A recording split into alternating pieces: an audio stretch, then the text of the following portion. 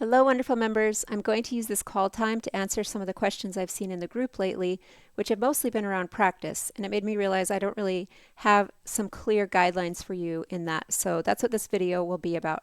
The questions I've seen have been about how good to get a song before moving to the next, how long to spend practicing, and so on. Basically, with every song you play, there'll be 4 levels of practice on that particular song. The first level is you play something and you don't even hear if something went wrong. And that's what I call step 1, what mistake? You're not even clear that there was a mistake made. That usually comes only the first few times. Once you've heard it and played it a few times, you usually move on to the next level pretty quickly. That's also why every song in this program has a playthrough video either at the slower or the regular speed, so you can play through hands apart and you can literally hear if you play something that sounds sour compared to what I played. If you're playing what I played, it should be very congruent sounding. And in fact, if your piano is exactly on tune, sometimes it can sound like the note is lost in the other note. Like they seem to just jive together, so you can't even really hear the difference in some cases. If your acoustic piano is out of tune, it will not sound like mine, and that's a different subject. You can look in the resources section and find a video that says how to tell if your piano's in tune. But especially if you've been playing with the videos, then you quickly get to level 2. You heard the mistake, but you're not sure how to fix it. Like something sounds wrong, you're not quite sure what you're doing though. If that's the case and you are really stuck on it, that's when I definitely want you to ask me questions so I can help you get to the bottom of it, and I can watch your fingering, I can watch what you're playing on the keys and help you be able to correct it right away. The goal with Piano with Ease music is you won't have a lot of those places that you have to correct because so much of the information you already need is on the music already or on your tools, like your little guide strips and such. The third step, and this is the one people are on for the most time, so don't see this as something that you should be like bam, bam, bam, and go to the next one. The third step can be like weeks, months, depending on the song you chose, depending on the left-hand pattern you chose to go with it. But that is when you heard the mistake, you know exactly what to do to fix it. So you can hear it, you immediately fix it, but it might be a while before you stop making that mistake.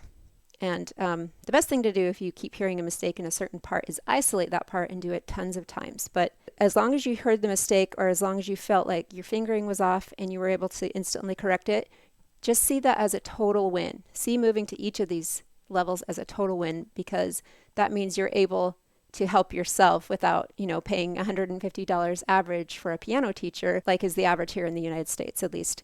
Once you're on level 3 for quite some time, it's not really predictable. It's different for everyone, but you'll eventually get to where your song is so polished that you hardly ever have that mistake happen. And sometimes we don't even realize we've got there. It's just, you're able to play through your songs with such ease by then that you're like, oh, I must be at level 4.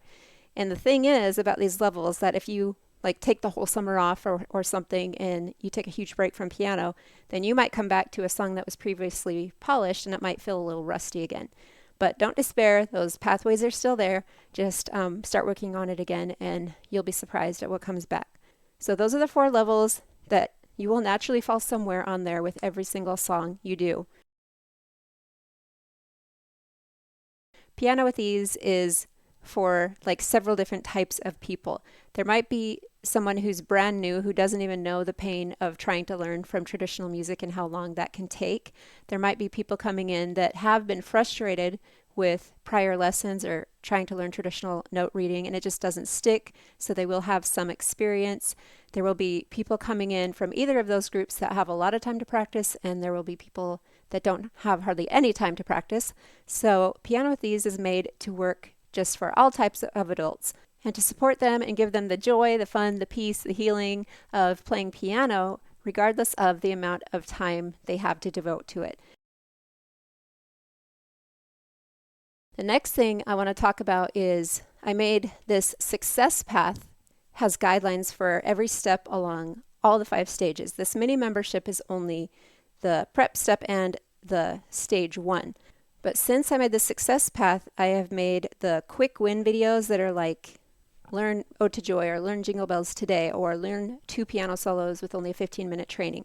So I definitely want everyone to start with the quick wins just to see what's possible, just to quickly see the foundation of how Piano with Ease is set up with the chords in the left hand, the fingering in the right, and so on, and how to see when to put both hands together. So once you've done those quick wins, then we can focus basically on the success path.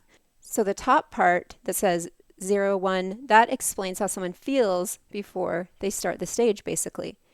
So like for stage 1, you've done some prep work, you've learned some basics, and you're excited to jump in and start playing your first piano songs. Or if you have prior experience, to see how this method can give you quick wins. That's probably how most of you feel when you join stage 1.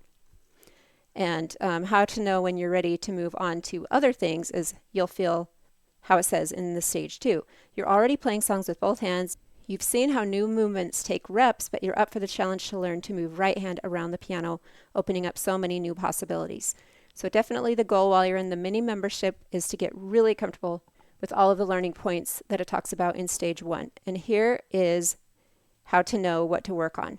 Stage 1 action steps are watch and do what is shown in the stage 1 core videos.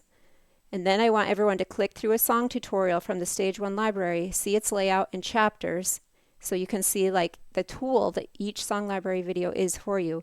After you've clicked around through some of those song library videos, you also got to hear how the songs sound. So a lot of them you'll recognize as like folk songs or songs you knew as a child. A lot of those don't sound super interesting, and that's why I've tried to add in some piano solos that sounded like a lot more modern songs. But since I created them, you won't know from the title how the song sounds. So definitely click on the video, hear that song, and decide from there if it's something that you are interested in playing. You'll hear it with block chords played first, and then if it has an optional pattern, you'll hear that immediately next. So definitely listen through those videos. So once you've done the action steps, the milestones are what you really want to make sure you're firm with. They're what the point of all stage 1 is. You want to make sure you can demonstrate good posture and hand position. You'll learn that from the stage 1 core training. You want to be able to demonstrate right hand legato, which is connecting your notes. And demonstrate gluing, which is being able to keep one hand down even when the other lifts. These are the 2 steps where a lot of work is going to come in if you're not already someone that's learned how to connect. Like if you had prior lessons, you might be surprised that you can still do this quite easily. But if you're a brand new beginner, chances are you're going to have to spend some time learning to connect your notes and learning how to keep one hand down even when the other lifts. And we've gone through this extensively in the core training. And in every single song library, we have a section that goes over it for that particular song. After that, I want everyone to make sure you can play through 3 stage 1 songs or more with both hands. This does not have to be with the video. I just want you to get 3 different songs and make sure you can play through them. You know the concept. And then I wanted everyone to play through a stage 1 song along with the slower speed on the tutorial playthrough. When you play hands apart, then it's teaching you the things that a teacher would have stopped you and said, hey, you're not keeping up right there. Let's do it over and over. So you can view it as literally your teacher that's telling you how to have a good rhythm on that song. You can also hear how I play it, how I connect, if I get softer in places, and so on.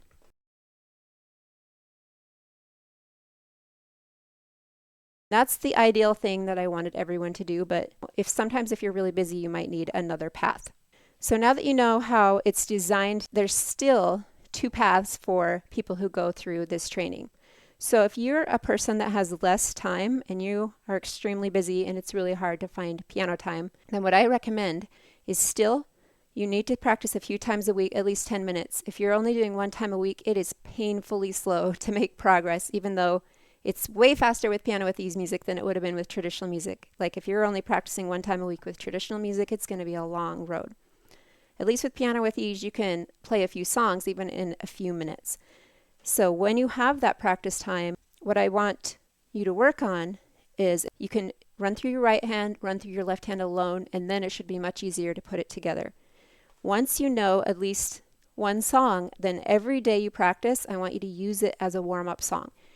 Warm-up songs are very important because they fire up the brain pathways, they fire up the fingers, and they get you moving. When I've seen people dive right into a new song when they've come fresh from a few days not playing or a week, then they feel like they forgot everything, and they didn't.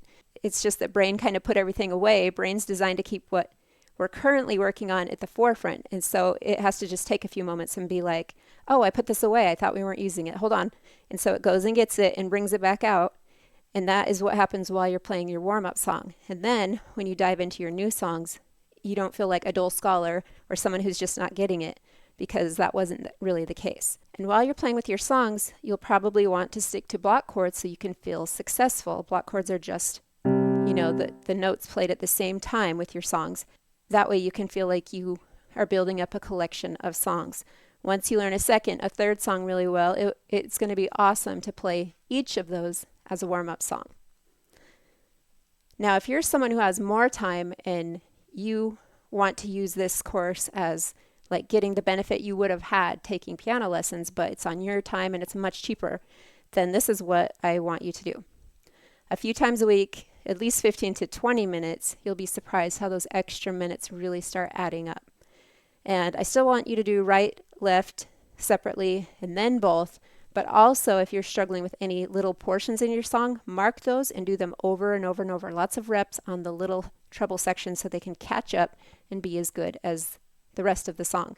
If you have less time, you might just be playing straight through the song. But if you have more time, I really want you to work on the portions.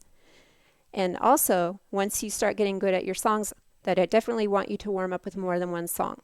You'll probably work on the block chords at first, and if patterns aren't too confusing, you don't have to do patterns, they're optional, but if you are able to start getting some patterns in, it'd be really awesome if some of your warm-up songs had patterns in them. In fact, I switched to Piano View to show you something. In my one-on-one studio, we used a method book that went through, and it had a song with skipping up pattern. So if you chose a song like Irish Rain or Cuckoo, and you play that every day, that's a skipping up pattern. And then if you choose one with Alberti bass, like say it's Lightly Row, then that's going to do different things for your brain, playing one pattern and then the other, and that will be really good to warm up with as well. Another good warm-up song in stage one is Little Playmates, because that gets the right hand fingers moving pretty quickly, like.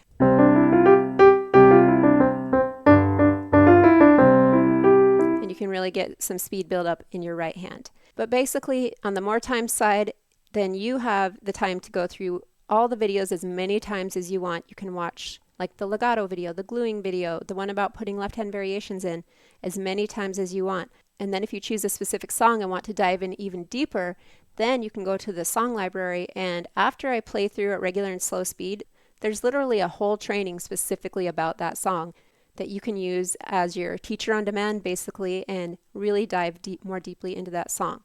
I know I can get a little wordy, so thank you for watching. The takeaway is basically, don't feel bad at all if you're a person that has less time. This course was designed for you to still have the joy of piano and just focus on what it says under the less time. And if you're a person that has more time, then definitely do the steps I covered and make use of the calls so I can answer your questions there, or post your questions. No question too small. Any question you have just helps me make a better program for everyone all around. All right, thank you for watching and have a wonderful day.